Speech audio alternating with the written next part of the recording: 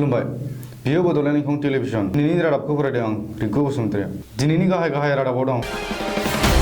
BTC बिसायख'थिनि खालारखौ फोसावबाय बिश्वजित दैमारिया नमिनेशन गथायबाय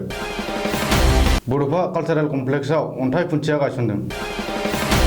नोगोरारि सोदांनाय आयेननि हेंथायै बिग्रायखांनायनि थाखाय सा सानजा रायजोआव राङारि खहा गावनि देरहानाया रोखा होननानै फोरमायदों इएम राजीव कुमार ब्रह्मआ मासि रानलायनायखौ लानानै बिपिएफ बिजेपिनि गेजेराव मोनसा-मोनसि अजित भुयानि मुंखौ राज्यो सभा बिसायख'थिनि थाखाय हेंथा दोलोआ फाइनेल खालामबाय उदालगुरियाव फबना दोननाय हाथियार बुरखांदों भारतखौ गाग्लोबबोगौ कर'ना भाइरासआ ब्रिटेननि देहा मन्थ्रिनाव कर'ना भाइरास सन्देरदों दानिया आबुं रादाब फैगौ दानावनो खुंजानो गोनां बिटिसि बिसायख'थिनि खालारखौ बिसायख'थि आय'गआ दिनै फोसावबाय बिसायख'थि आय'गआ फोसावनाय बायदिब्ला बिटिसिनि गासैबो मोन 40 बियाबाव एप्रिल दाननि गिबि सप्ता एबा 4 एप्रिल खालि बिसायख'थि खुंनाय जागोन बेनि उनाव 8 एप्रिल खालिनो बिसायख'थिनि भट सानगोन आरो रिजाल्टखौ फोसावगोन मख'नो गोनांदि बिसायख'थि आय'गआ फोसावनाय नटिफिकेशन बायदियै बिटिसिनि बिसायख'थियाव बाहागो लानो गोनां बिजाथिफोरनि बिजाथिलाइ गथायनायनि जोबथा खालारा 18 मार्चनि गेजेरावनो गासिबो बिजाथिफोरा गावबा गावनि बिजाथिलाइखौ जमा होनांगोन बबेखानि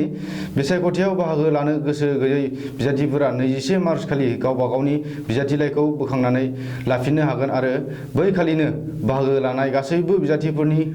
फारिलाइखौ फोसावगोन बिश्वजित दैमारिया बुधबारखालि फैगौ राज्यो सभा बिसायख'थिनि थाखाय नमिनेशन पेपार गथायो बिजेपिनिफ्राय बिजाथि दैखांजानाय बिश्वजित दैमारिनि नमिनेशन पेपार गथायनाय समाव आसामनि गिबि मन्थ्रि सर्बानन्द सन'वाल रां मन्थ्रि हिमन्त बिश्व शर्मा आरो बिटिसिनि गाहाय खुंगिरि हाग्रामा महिलारियाबो थायो मख'थावदि फैगौ 26 मार्च खालि जानो गोनां राज्यो सभा बिसायख'थिनि थाखाय बिजाथिफोरनि नमिनेशन पेपार गथायनाय जोबथा अक्ट'आ 13 मार्चसिम बबेखानि नमिनेशन पेपारखौ बोखांना लाफिनोब्ला 18 मार्चखौ थि अक्ट' खानानै होदों बिसायख'थि आय'गआ क'क्राझार नोगोरनि साखाथियावनो थानाय बड'फा कालचारेल कमप्लेक्सआव दिनै बर'नि गेदेमा सुबुंफोरनि मुसुखा गायसननायनि अन्थाइ खुन्थिया गायसनदों बिटिसिनि गेलेमु बिफाननि मावफुं सोद्रोमा दनेश्वर गयारी आरो इरिगेसन बिफाननि मावफुं सोद्रोमा राजीव कुमार ब्रह्ममोना बे अन्थाइ खुन्थिया गायसनदों सुलुङाव मिथिनो मोननाय बायदिब्ला बड'फा कालचारेल कमप्लेक्सआव गुरुदेव कालीचरण ब्रह्म कलागुरु बिष्णु प्रसाद राभा आरो बड'फा उपेन्द्रनाथ ब्रह्मनि मुसुखा गायसंनो बिटिसि खुंथाया थांखि लादों आरो बेनिनो दिनै अन्थाइ खुन्थिया गायसनदों थांनाय दिसेम्बर दाननिफ्राय गोहोम गोग्लैनाय नोगोरारि सोदांनाय आयेननि हेंथायै सोमावसारनायनि थाखाय सा सानजा भारतनि माखासे रायजोफोरा गोबां राङारि खहा जादों मख'थावदि नोगोरारि सोदांनाय आयेननि हेंथायै सोमावसारनानै लामा सामा मटर गारि बन्द' खालामनायजों लोगोसे माखासे हिंसायारि जाथाय खालामनायनि थाखाय गुबुन गुबुन हादोरनि दावबायारिफोरा सा सानजानि रायजोफोराव दावबायफैयाखै जाउनाव माखासे दावबायथिलियाव दावबायारि गैयिनि थाखाय राङारि खहा जादों बिटिसि बिसायख'थिनि खालारखौ बिसायख'थि आय'गआ फोसावनायनि उनावनो बिपिएफआ देरहानानै 4थि खेबनि थाखाय हाग्रामा महिलारिनि दैदेननायाव बिटिसिआव खनसेबाव सोरखार दागोन होननानै बुंदों मावफुं सोद्रोमा राजीव कुमार ब्रह्मआ बबेखानि बनरगाव बियाबाव गावनि देरहानाया रोखा होननानैबो दाबि दैखांदों राजीव कुमार ब्रह्मआ बुंबावदों दि गावनि बनरगाव बियाबाव दासिमबो हेंथा दोलोनि जेबो दोहौ फैयाखै आरो हेंथा दोलोनि जेबो गोहोम गोग्लैनाय नङा फैगौ 4 एप्रिल खालि खुंजानो गोनां बिटिसि बिसायख'थियाव जथायारि दोलो बिपिएफ आरो बिजेपिनि गेजेराव मासि रानलायनायखौ लानानै मोनसा-मोनसि जागासिनो दं मख'थावदि उदालगुरि जिल्लानि बेन्दोङाव थानाय ननै सेरफां बियाबखौ बिपिएफआ बिजेपिनो हगारनानै होनायनि बागै सावरायनाया सोलिगासिनो ओरैहाय ननै सेरफां बियाबाव बिपिएफनि गागि एमसिएलए थाखानायनि उनाव बिजेपिनो हगारनानै होनायाव गोजोननाय गैया बिपिएफनि मावथिफोरा बे बिथिंखौ लानानै बिपिएफ आरो बिजेपिनि गेजेराव मोनसा-मोनसि सानलायनाया सोलिगासिनो दं आसामाव लांदां जानाय मोनथाम राज्यो सभा मासिनि गेजेराव मोनसे मासिनि थाखाय हेंथा दोलो कंग्रेस आरो एआइयुडिएफआ गागि खौरांगिरि अजित भुयानि मुंखौ फाइनेल खालामबाय। बे बाथ्राखौ मिथिहोदों आसाम प्रदेश कंग्रेसनि आफादगिरि रिपुन बराया। दिल्लीयाव मिरु कंग्रेसनि दैदेनगिरिफोरजों सावरायनानै राज्यो सभा बिजाथिखौ दिनै फाइनेल खालामबाय हेंथा दोलोआ। मख'नो गोनांदि आसामाव लांदां जानाय मोनथाम राज्यो सभा मासिनि गेजेराव मोननै मासिखौ गोहोआव थानाय बिजेपि जथायारि दोलोआ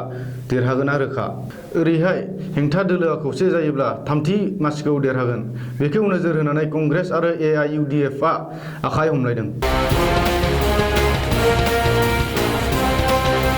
उदालगुरि जिल्लानि सिङाव थानाय खौरां हाग्रा ओनसोलाव हा सिङाव फबना दोननाय हाथियार बुरखांनो हादों। संगालिनि मेगन थिफायनायाव अपारेसन खालामनानै उदालगुरि पुलिसआ बे हाथियारखौ बुरखांनो हादों होननानै उदालगुरि एडिशनेल एसपि बिद्युत दास बर'आ शिलंआव बुंदों। बबेखानि बे अपारेसनाव गंसे एसएलआर राइफल, थर 6 गोगो गुलि, गंसे 7.65 पिस्तल, थरनै गोगो गुलि, थरसे चाइनिज ग्रेनेड आरो गंसे सेटेलाइट फनखौबो पुलिसआ बोखांनो हादों होननानै पुलिसनि सुलुङाव फोरमायथिदों।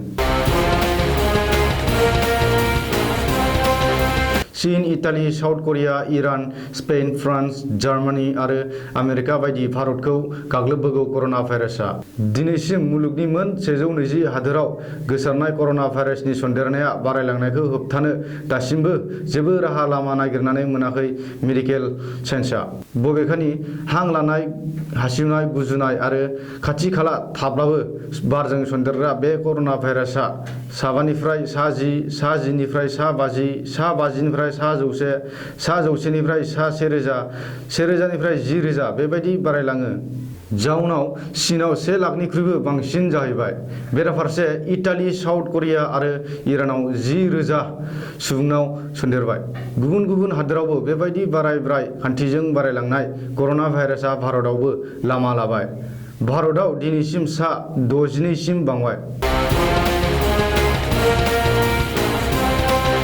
ब्रिटेननि देहा मन्थ्रि नडीन दारिसनाव कर'ना भाइरास सन्देरदों। बिनि देहाखौ कर'ना भाइरास टेस्ट खालामनानै पजिटिभ मोननायखौ रोखायै रिपर्ट होबाय डक्टरफोरा। देहा मन्थ्रि नडीन दारिसना गावनाव कर'ना भाइरास सन्देरनायखौ मिथिनाय उनाव गावनो गाव एखुथायै थादों आरो गावनि नखरनि मानसिफोरखौबो गावजों लोगो हमनो होआखै। लोगोसेनो बिनि मावख'आबो गाव हामागौमानि गावनि मावख'आबो बन्द थागोन होनना मिथिहोदों। दिनैनि रादाबा एसेनोसै। गोजोन्थों।